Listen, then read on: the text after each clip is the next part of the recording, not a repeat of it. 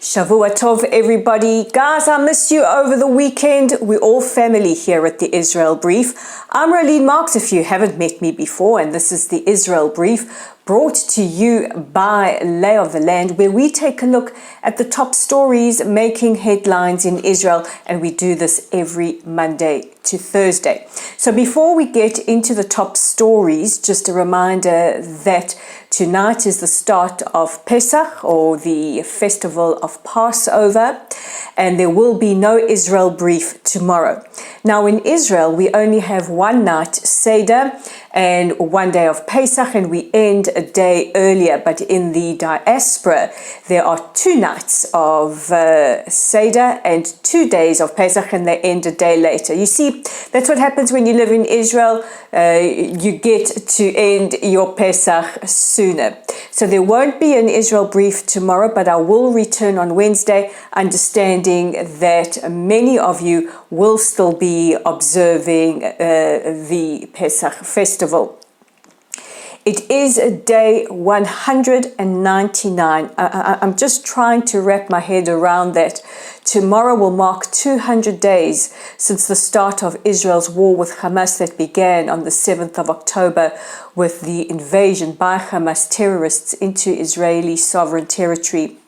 And we can't forget that there are 133 hostages that are still being held captive by Hamas in the most inconceivable conditions.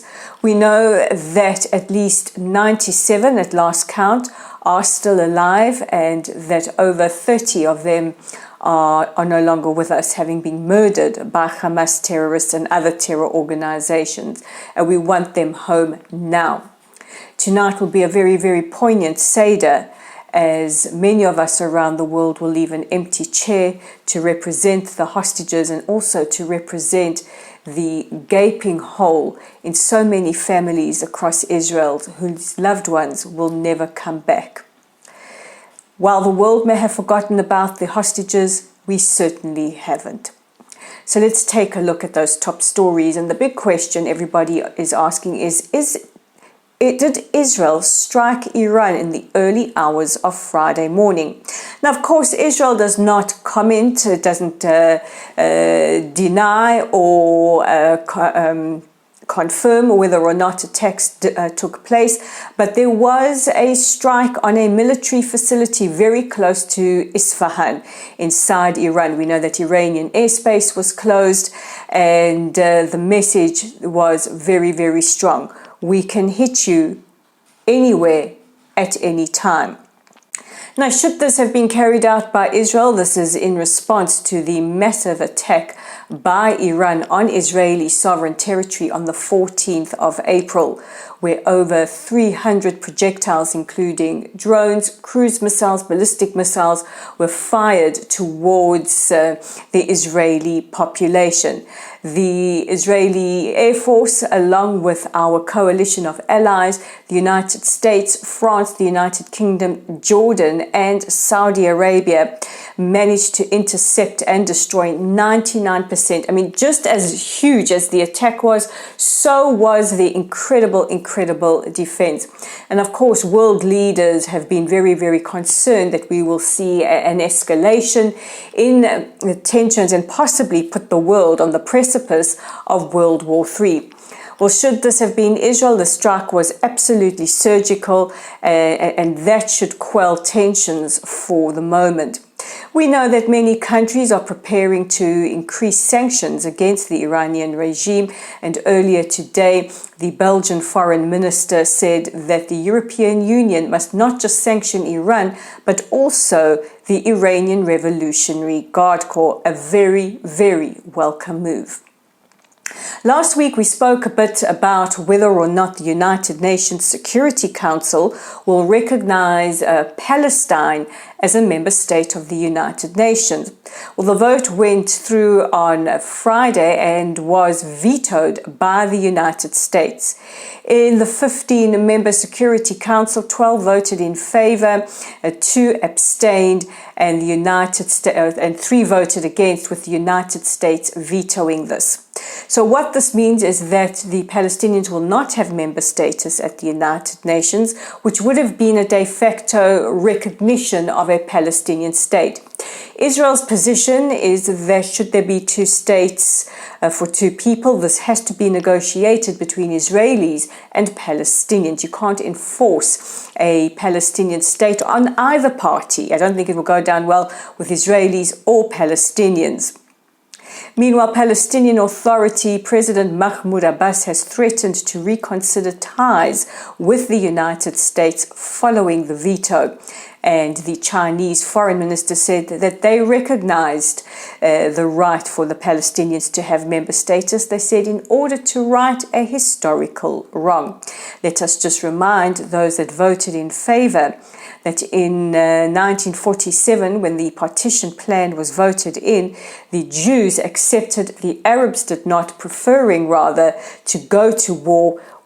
Territory was won, and the rest, as we say, is history, a very, very painful history. Now, the next story is very, very disturbing. I think the whole world has been watching what is going on university campuses around the world. And so many of us for decades have been warning university campuses are hotbeds of anti-Israel, anti-Semitic incitement, harassment, and threats of violence against Jewish students. And we have really seen this come to a peak in the last now nearly 7 months. But I don't think we have seen what we have seen at Columbia University in New York City over the last couple of days. A congressional hearing was held on Friday where Columbian University President Minouche Shafik had to answer very, very strong questions on anti-Semitism and the lack of control or the lack of safeguarding and ensuring the safety of Jewish students and faculty at Columbia University. To coincide with this, the pro-Hamas, because at this point they're not even pro-Palestinian, they are pro-Hamas students, set up what they called the Gaza encampment on the university grounds, which, by the way, is actually illegal for them to do so. What followed was what can only be described as an orgy of hate and of violence and of incitement and of threats. One of the pictures that is doing the rounds on social media shows a group of Jewish students waving Israeli flags and somebody with a kafiyeh, their face covered naturally, holding a sign saying, Al-Qassam, here are your next targets. Al-Qassam is the military wing of the Hamas terror organization. There have been some horrific chants, including to kill soldiers, including to end the state of Israel, including that whatever way of resistance is absolutely legitimate and necessary, and of course has created a climate of absolute fear for Jewish students, to the point where a campus rabbi wrote an email to students saying to them, maybe stay home until campus is safe. Over the weekend, the NYPD entered campus and arrested 100 students along with 2 legal observers. The mayor of New York City, Eric Adams, has condemned this, as well as various other senators, congressmen across the board. Earlier today, President Herzog also condemned this, saying that something needs to be done. Academia needs to wake up.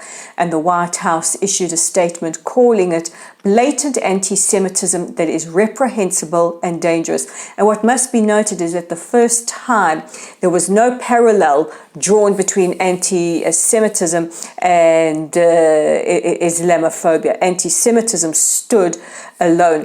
Of course, the usual suspects like the revolting Mehdi Hassan and others have said, well, you know, they are in awe of it.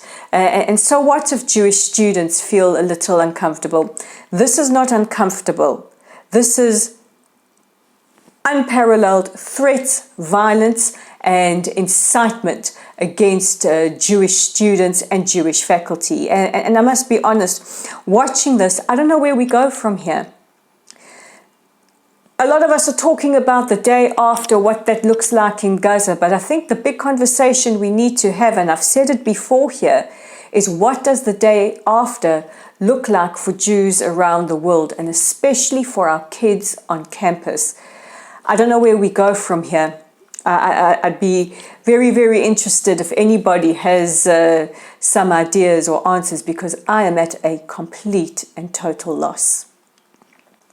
In a few hours, Israel will mark the beginning of Pesach. This is the festival of Passover, or the festival of freedom. And I must say that none of us are feeling very festive and very celebratory. Yesterday for me was a very, very painful day. I couldn't stop thinking about how many families will have these gaping holes at their Seder table.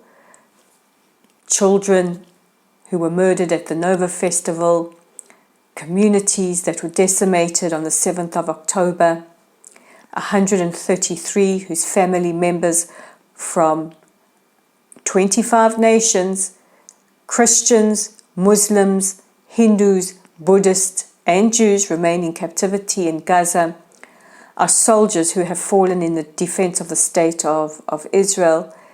It's a very, very, very difficult time right now. But Pesach is also the most Zionist of our holidays, because we remember the miracles that took us out of slavery in Egypt and into freedom in the land of Israel.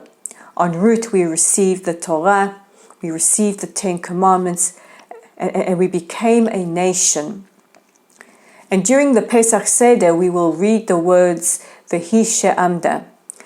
When we sing or when we read Vehi she'amda, we are reminded that in every generation there are those that rise up to annihilate us, but the Holy One, blessed is He, delivers us from their hands. And never before for our generation has this been more evident than what we are going through now. And before we head into Pesach, where we will join the chain of generations before us and set the scene for those to come after us, I want to thank you, our Israel Brief, our Lay of the Land family, for your absolute and unwavering support. At a time where we feel extremely fragile and extremely vulnerable, you have been there for us every step of the way, and that is why we consider you all family. God bless you.